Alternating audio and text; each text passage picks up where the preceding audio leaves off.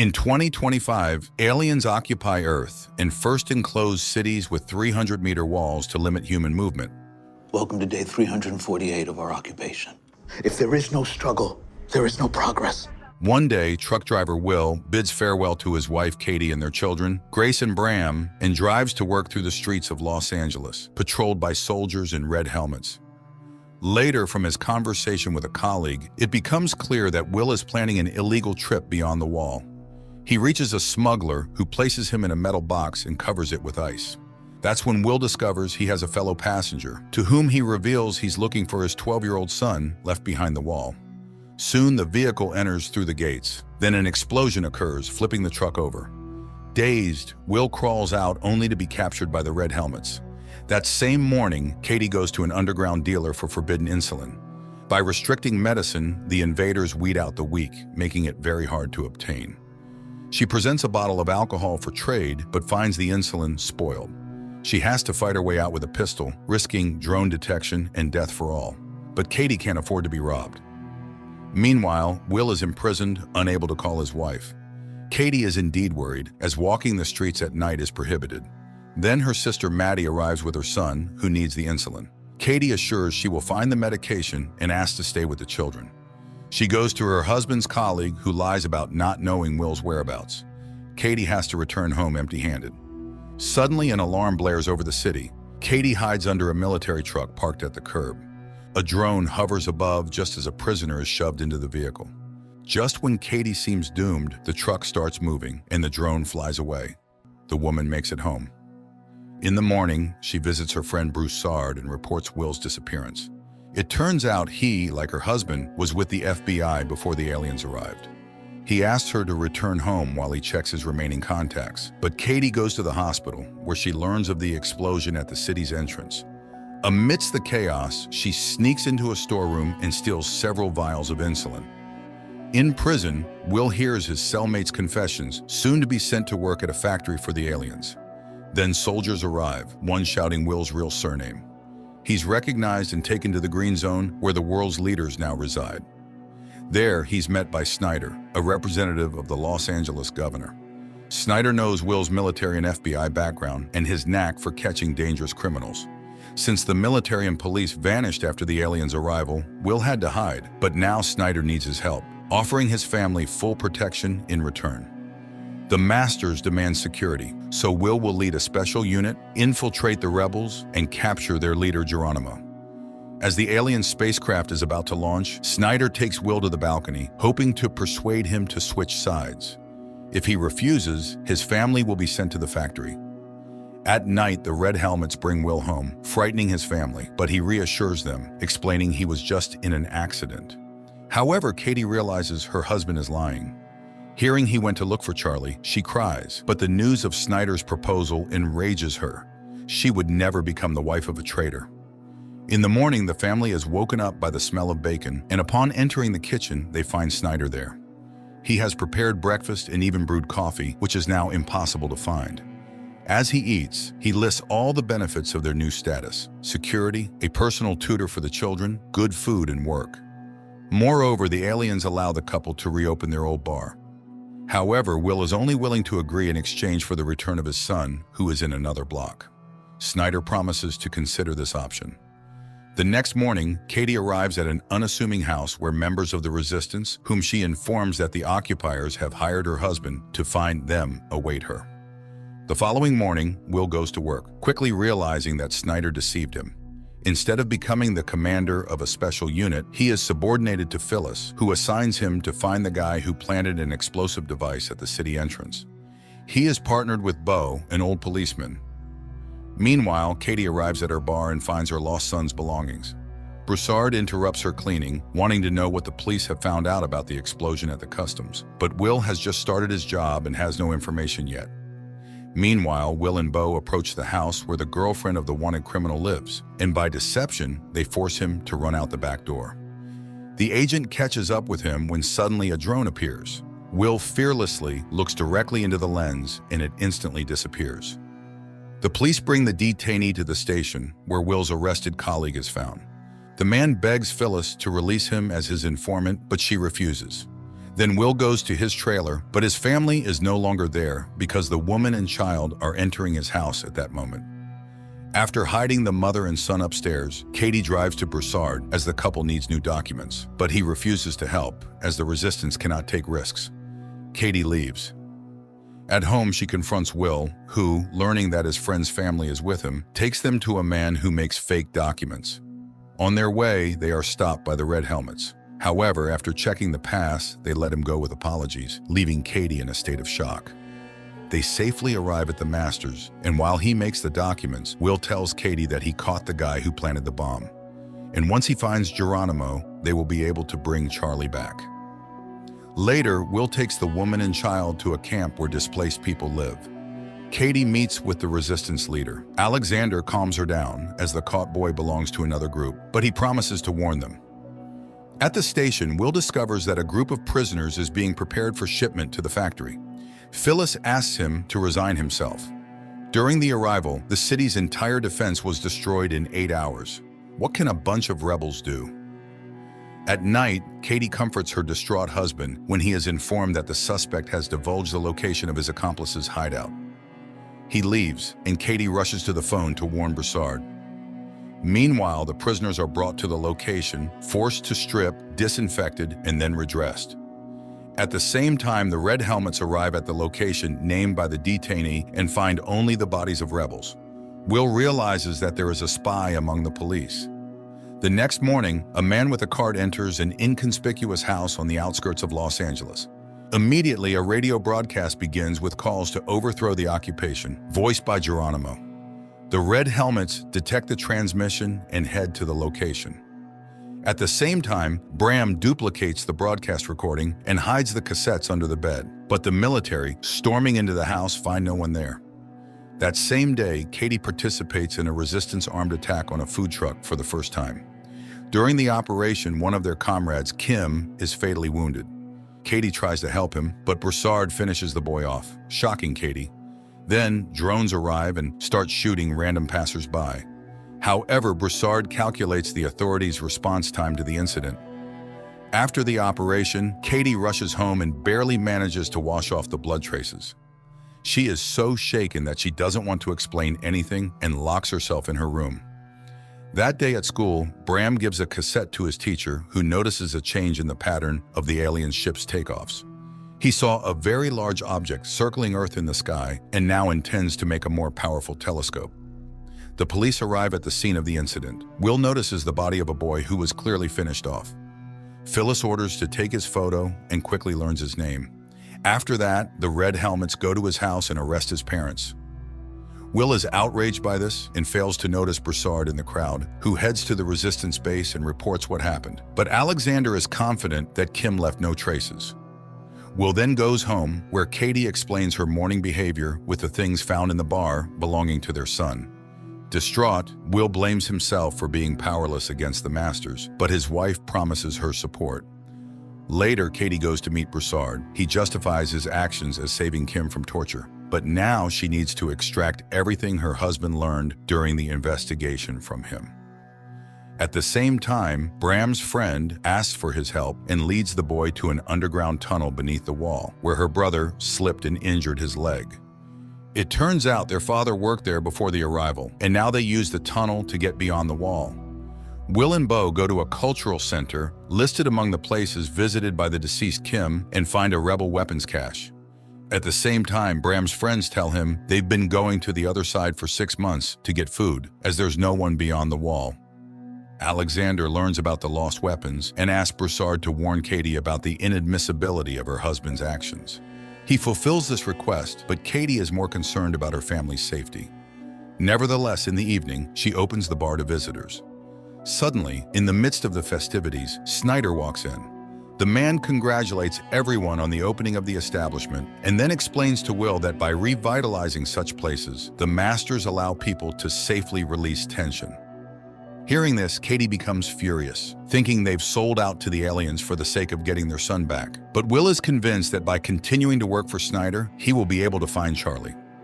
Later, he speaks with Bo again about the spy. However, the former policeman who has faced betrayal doesn't believe in such a possibility.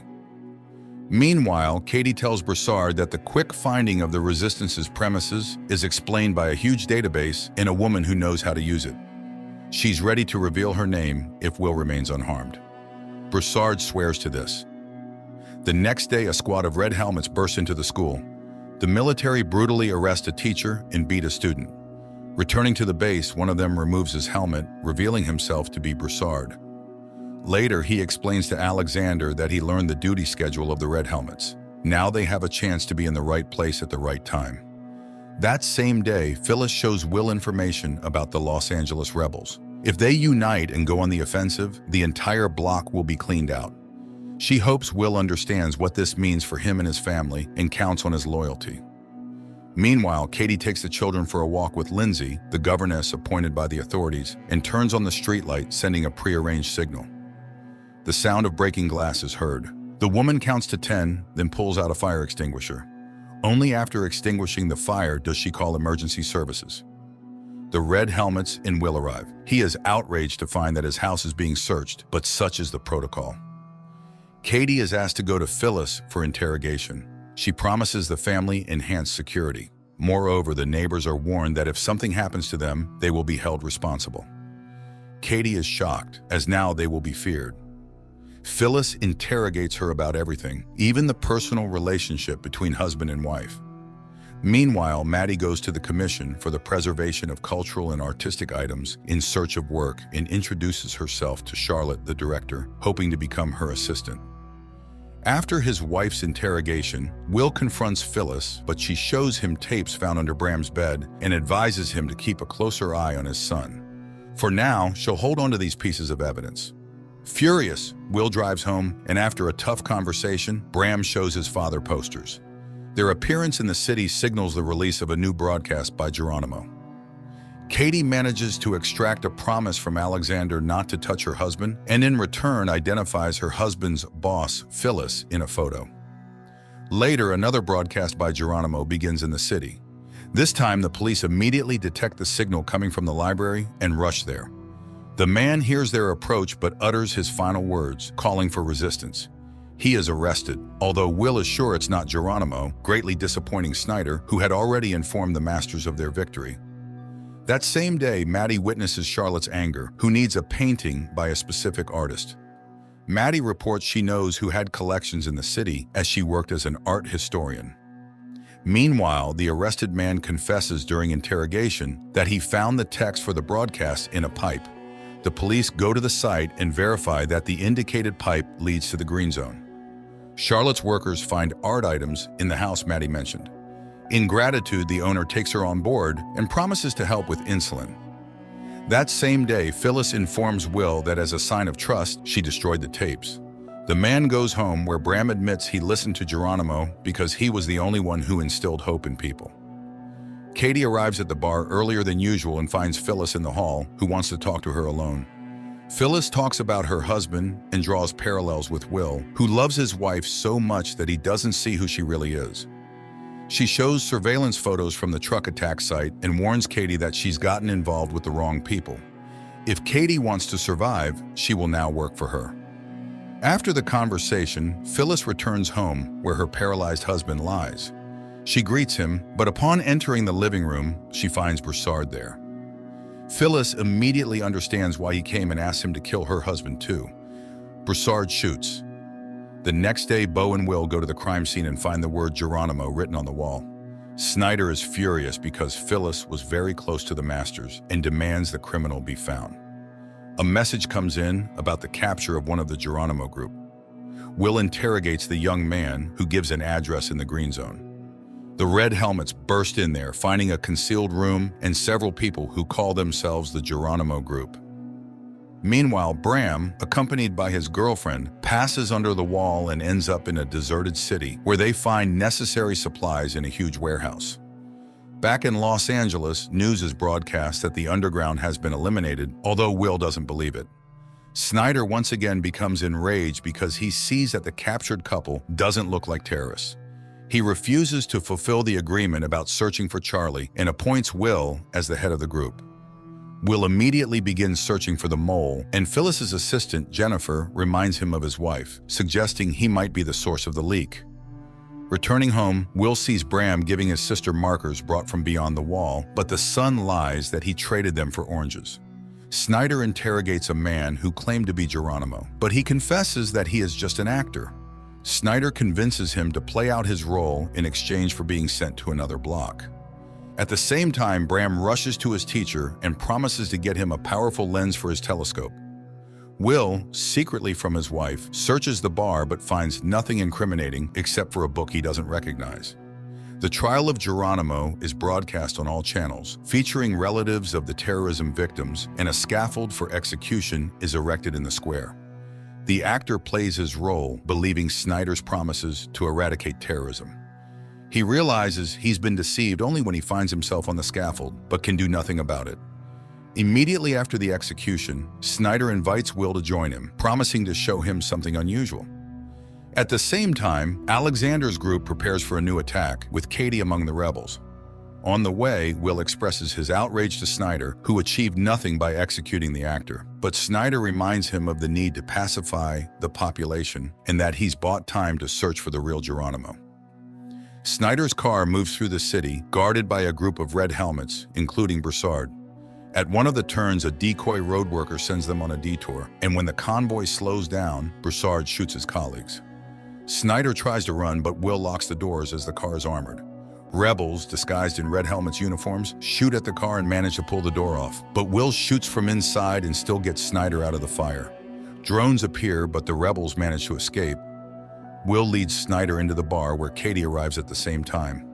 Snyder is hysterical, but Will cannot guarantee protection by his own means. Katie asks Will in private not to risk himself for such a worthless person, but Will cannot leave a person without help. Realizing that the phone doesn't work, he goes outside to a payphone to call for backup. Meanwhile, Alexander, learning about Will's role in saving Snyder, is furious. But then Katie communicates via radio that the traitor is in the bar. She returns to Snyder and keeps the conversation going to lower his guard. He boasts about being a professor of economics, which earned him a high position. He mentions there are 7 more colonies, but he doesn't know what happens beyond them. Will returns, announcing that he has managed to call for reinforcement and it's on its way. Katie bandages Will's wound, and he confesses that Geronimo is a collective image, not one person. Katie asks not to interfere with Snyder's killing, but Will reminds her that another will take his place. Then, Snyder reveals that his people have found their son, and he is currently negotiating Charlie's return. Suddenly, there's a knock on the door. They hide Snyder in the bathroom. Broussard enters in a red helmet's uniform and searches the place. Katie leads him to the basement, asking to ensure Will's safety, but he can't guarantee anything as her husband is always diving into the fray. Broussard eventually leaves, but Will is sure he is a member of the resistance and will return with backup. They barricade the doors with Snyder, who again mentions Charlie, infuriating Katie as she's tired of his blackmail. Meanwhile, the rebels try to break into the bar, but fail. A frightened Snyder tells Will that the Masters have tested virtually every person, thus filtering out those they don't need, but he has never seen the aliens himself. As the rebels continue to press, Will orders Katie to hide, readying himself to defend Snyder. Then a smoke grenade is thrown in, and the militants storm in. Will opens fire. When one of the rebels finds Will, Katie shoots him, but Broussard aims at her, and her husband forces her to drop the weapon. The rebel herds them into the basement and leaves. However, Will finds a machine gun and chases after him, but by the time he gets upstairs, everyone is gone. Then, the real red helmets arrive and pull Snyder from the closet where Will had hidden him. In the evening, Will tries to reassure Katie, explaining that Snyder's tribunal was just a farce. There is no people's hero, and those who attacked them have no relation to Geronimo. Meanwhile, Alexander concludes that Katie is a double agent, simply leading them on. Meanwhile, Maddie starts a relationship with Charlotte's husband, Nolan, who is the leader of the New Age Preacher Church. At the same time, Will identifies Broussard by photo, having seen him among the attackers, and receives an order to find and arrest him. The Red Helmets head to his address, but when they begin to storm the house, it explodes. Will questions Broussard's squadmates, and one mentions a distinctive feature, a tattoo on the chest, which Will recognizes as a Special Forces sign. Broussard infiltrates a restricted area where he steals the corpse of a dark-skinned man of similar age and build. Along with Alexander, they place it in a car and burn it. Throughout, the leader convinces Broussard of Katie's betrayal. Later, the police find a burnt car with a charred body inside, matching the description of the bar attacker, but Will once again doubts everything. Katie tries to contact the underground, but can't manage to do so. Finally, she finds an encrypted message with the name of a meeting place where a car with Broussard at the wheel awaits her. Meanwhile, Will's assistant Jennifer finds in the database 14 people with Broussard's face, and he realizes that Broussard is not just a military man, but a former FBI agent. Broussard takes Kate out of the city and asks her difficult questions, as she shot one of her own. But Katie reminds him that she laid out one main condition from the start: her family must be untouchable. She joined the fight and served the cause faithfully. He doubts her loyalty. She leaves, unwilling to continue the conversation. Broussard goes to one of the resistance members, Rachel, and tells her about Alexander's order to eliminate Katie and how he couldn't go through with it. Will arrives at Snyder's in the Green Zone and reports that Broussard is called something entirely different, and he's very skilled in his field, but he'll definitely find him. In response, Snyder gives him an envelope containing a recent photo of Charlie. Will brings it to Katie, and through tears, she asks her husband to rid themselves of Snyder's control. He promises to do so when he is ready. Meanwhile, Charlotte learns about Maddie and Nolan's relationship and threatens to fire her. Nolan decides to remind his wife of her place and offers Maddie to become his assistant. The police receive new information, with which Will goes home. He shows his wife a photo of Broussard and tells her that his fingerprints were found in their bar. This means he was there before. Katie says she doesn't know him, but Will shows her photos of his victims, and she recalls that he indeed visited them and said he lived in his mother's house and was fixing it.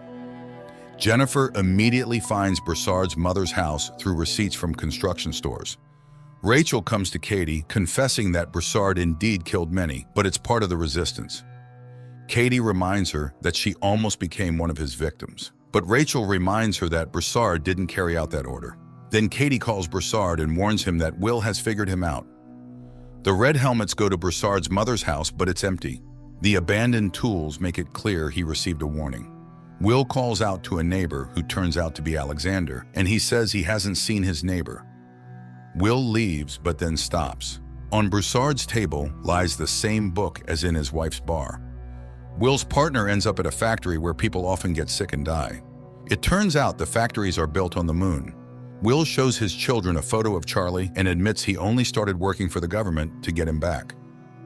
That morning, the governor of the Los Angeles block arrives at Snyder's to inform him that the chief minister of the Pacific region is coming for an inspection.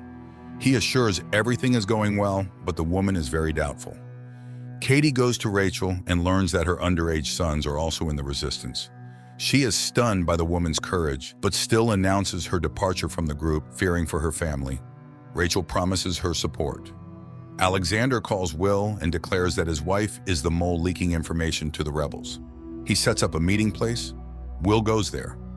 He immediately recognizes Broussard's neighbor, who confesses that he is the head of the cell and is willing to betray everyone for the right to leave the block. Meanwhile, Broussard meets with the leader of the youth cell of the rebels, from whom he receives information about the arrival of an important person. Will returns to Bo and tells him everything. Later, he goes to Snyder and conveys Alexander's conditions. Snyder demands a personal meeting.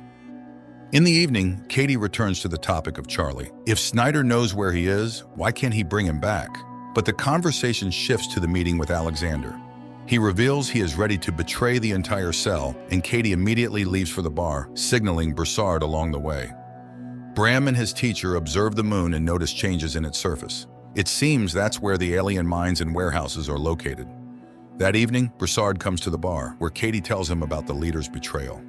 He immediately goes to Alexander and starts asking questions, but Alexander demands he stop all communication with Katie and prepares for a new operation. The next day, Will takes Snyder to the meeting place with Alexander, who confesses he just wants to survive. He needs a universal pass to travel between blocks. In exchange, he gives a list of the group led by Broussard and admits they are planning an operation to eliminate the minister. He will set up a meeting for Broussard where the police will arrest him. Afterward, Will take him beyond the wall and give him the pass. Later, Broussard arrives at the designated place in the market. Rachel and Katie are also there, and upon spotting the red helmets, Katie immediately warns Broussard. A rebel throws firecrackers, causing panic, and people scatter as the military opens fire. Rachel dies, and Broussard escapes. Will goes to Alexander's house, which is under police guard, and announces the cancellation of the deal with Snyder. He is ready to let him run, but Snyder starts talking about Katie signing his death warrant. Will shoots the traitor and blames it all on Broussard. At night, people see Rachel's hanged family, and Katie promises Broussard her support. Will lets his wife know he's aware of her participation in the resistance. The following night, a spontaneous uprising occurs during which several red helmets die. Bo asserts that people's patience has run out. Will informs Snyder that he has information about a new rebel cell located beyond the wall. Apparently, there exists an unknown passage to the authorities. He asks for permission to let them go beyond the wall and check. Snyder agrees but assigns them a guard. Meanwhile, Broussard and Katie go to the leader of the youth cell, who proposed a joint attack on the minister. Everything is to happen in the subway, now used only by the masters. Will and Bo, having gone beyond the wall, climb a skyscraper and survey the entire city. They then simulate an attack on themselves. While their guard tries to figure out what happened, their commander finds a map supposedly lost by the attackers. Later, Will points out to Snyder the marks on the map, indicating the rebels' attack points. Snyder reports the found tunnel under the wall. Members of the youth cell show Katie a micro-drone shaped like a bee, capable of flying anywhere and gathering any information. The rebels finalize the attack plan. Broussard teaches Katie how to shoot. At that time, red helmets led by Snyder come to Nolan's house, accusing Charlotte of hiding valuable paintings from the masters and arresting her. That evening, Katie finds a book about the benefit of the arrival, given to her daughter by Lindsay. She immediately calls Will and tells him about how the new church is indoctrinating children. Will then informs her that they will move to Bo's house, located beyond the wall, accusing her of spying on him. But Katie can no longer bear it. They constantly lie to each other, and it's killing their family. And hiding, even beyond the wall, is impossible. Will asks Bo to run alone. Katie and Broussard, killing guards, descend into the subway, open a backup entrance, and the group infiltrates inside. The rebels cause an explosion, derailing the train. Searching the wrecked wagons, people find an alien's body. Will learns about this and heads to the station, where the governor soon arrives, announcing the kidnapping of a master. There was already an incident when 2 aliens died, leading to Dallas's destruction, so people must understand what awaits Los Angeles if they don't find the missing master. At the same time, a group of rebels transports the alien to a secret location, blocking signals with metallic foil. Will rushes home and asks Maddie to hide the children. She suggests taking them to the green zone. He tries to find Katie, and Bram gives him a secret number his mother received the day before.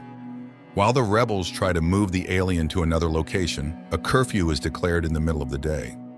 Maddie and the children end up in a huge queue, and as they try to break through, Bram runs away. Meanwhile, the rebels hijack a red helmet's car and load the alien into it. At the same time, the police receive subway camera footage. Will recognizes Katie but doesn't show it. Bram runs to his teacher and leads him to the tunnel. Meanwhile, the group that kidnapped the alien moves through the city in a police car and witnesses a house being shot to intimidate residents. Snyder is removed from his position, but the governor can do nothing.